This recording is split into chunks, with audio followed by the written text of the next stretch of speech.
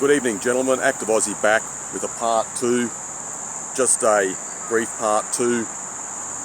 I've just been thinking that sometimes you think you know someone really well and you might think they are fairly content and happy within their lives and everything's going fairly well, but you never know. And that friend of mine, the guy I was just talking about, is a good example, a case in point.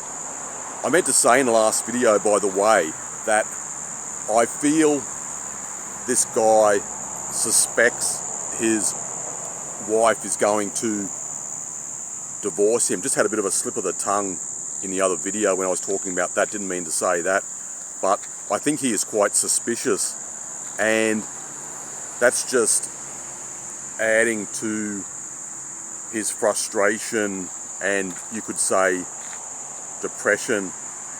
And I feel there are probably a lot of men out there in a similar sort of situation. So they've been having problems at work, got problems within their marriage, and maybe they're also in like a sexless marriage, for example.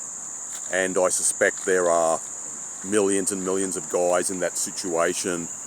I know other MGTOW red pill type guys have spoken about that as well.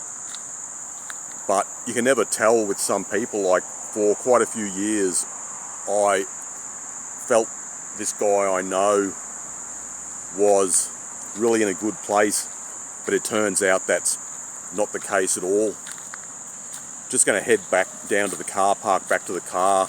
The light's starting to fade, but just down here there's quite a lot of shops and businesses, so it's light down here well into the night. But Toohey Forest, well, I'm actually in Wilcox Park here, but it gets very dark at night around some parts of the forest and near the forest, so I don't like to be out here after about 6:30. It's just not safe to be in areas that are not well lit, but it's very safe around here. I've never heard of any problems around the Toohey Forest area, but you never know. So you've just got to be aware of your surroundings and who's around the place. There's been quite a lot of violent crime in Brisbane recently, so just got to be a bit more cautious, I feel, and I make sure the car's locked when I drive around, or if I'm just in a car park looking at something on my phone or listening to the radio, whatever. Just got to be a bit more wary of my surroundings. I think we all have to do that these days. Anyway, gents, that's about all, and thanks for listening once again. I'm going to try and go fishing. I said I would, but just I've had a few things to do recently.